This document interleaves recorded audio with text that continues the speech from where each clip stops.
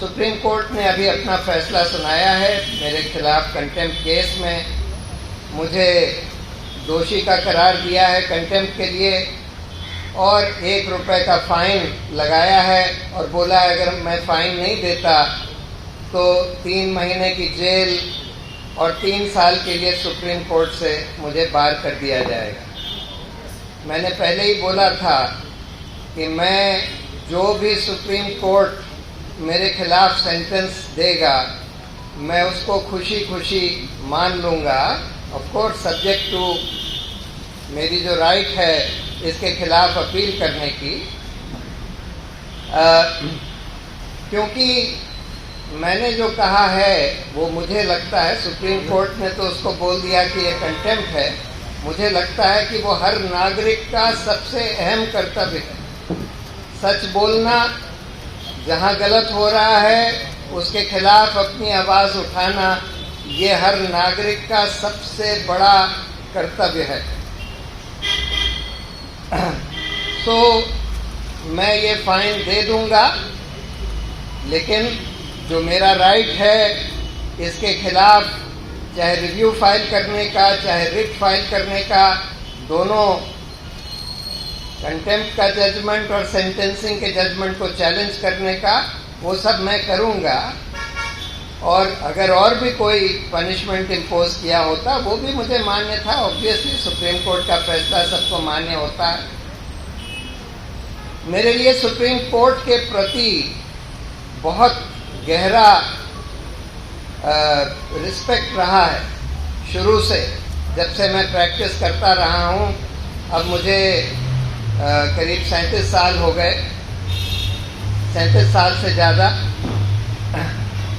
और मैं ये मानता हूँ कि सुप्रीम कोर्ट वो आखिरी जगह है, खासकर गरीब और कमज़ोर लोगों के लिए, जो उनके पास आते हैं अपने हकों की रक्षा कराने के लिए, और खासकर एक बहुत स्ट्रॉन्ग गवर्नमेंट जब उनके हक वायलेट करती है उसके लिए जब आते हैं।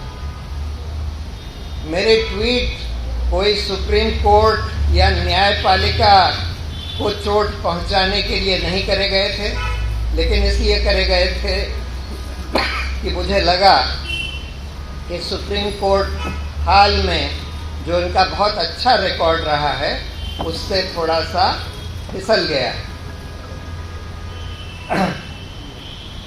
ये इशू ये नहीं है कि मेरे बनाम सुप्रीम कोर्ट के जजों के या मेरे बनाम सुप्रीम कोर्ट के। सुप्रीम कोर्ट को जीतना चाहिए। सुप्रीम कोर्ट अगर स्ट्रांग होता है और स्वतंत्र होता है तो हर नागरिक इस देश का जीतता है, ये देश जीतता है। अगर सुप्रीम कोर्ट कमज़ोर होता है तो हर नागरिक के लिए हार है। मैं अपनी कृतज्ञता और आभार प्रकट करता हूँ।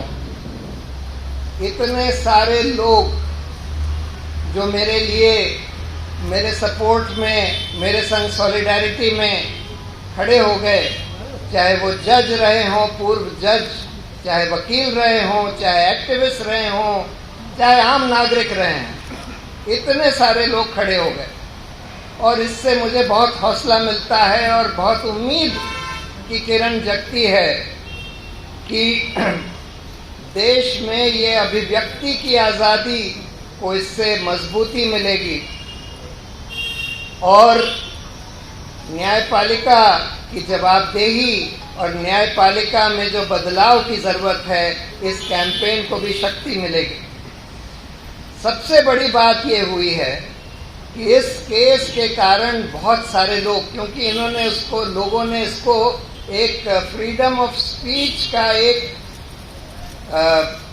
औजार समझा, और बहुत सारे लोग जो अभी हताश होकर बैठे हुए थे वो खड़े हो गए और जो इस देश में जो अन्याय हो रहा है उसके खिलाफ अपनी आवाज़ बुलंद करने लगे। ये बहुत बड़ी बात है और मैं अपना आभार जो मेरी लीगल टीम थी जिसमें बहुत सारे लोगों ने काम किया, मैं सबके प्रति अपना आभार व्यक्त करता हूं, और ख़ासकर जो हमारे सीनियर वकील थे राजीव धवन और दुष्यंत दवे के प्रति।